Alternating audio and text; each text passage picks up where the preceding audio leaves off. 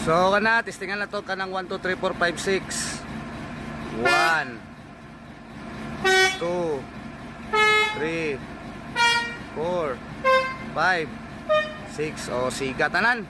Unsaon pagbutang og suga or lead light sa Genpers, Basuri or AG horn. So ani ni siya dol. Og mao niya to ang trompa. Kada trompa na ay solenoid isa-isa. Depende og pila imong gamit nga nuts. Kay kani ako 6 trumpet 6 nuts. Palahi po tong 12. Naanay siya tagsa-tagsa nga wire. Karang kulay yellow. Tapos lahi tong common nga isa lang yung kabuk wire nga nakasiri sa tanan. Natatry karon sa module. So mo niya ang wire padulong dito sa solenoid. Naka-numbering 1 2 3 4 5 6.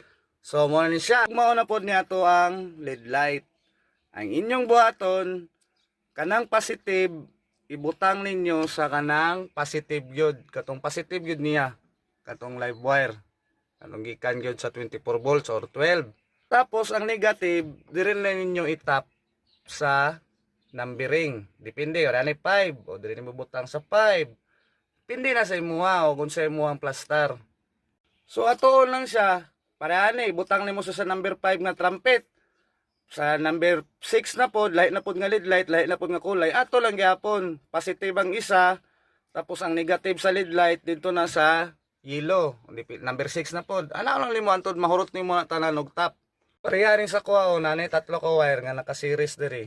Tatlo mo tong na ako'y suga nga tatlo gasiga-siga. Karon naga-wiring ko kay para makompleto na ang unom. So, ang positive ani, negative ni siya sa lead light. Ang positive ani na diri sa positive yun. Naka-series na diya. Isa lang naka-wire kay gisumpay-sumpay lang ako sa latanan. Og ato na siya kadali, tapos na. Basta depende na sa imo ta nasabtan kay tiwason po na ako niya ko pakita na ko ang mga lead light. Testingan na nato kay tanan trompa na nay suga. So play.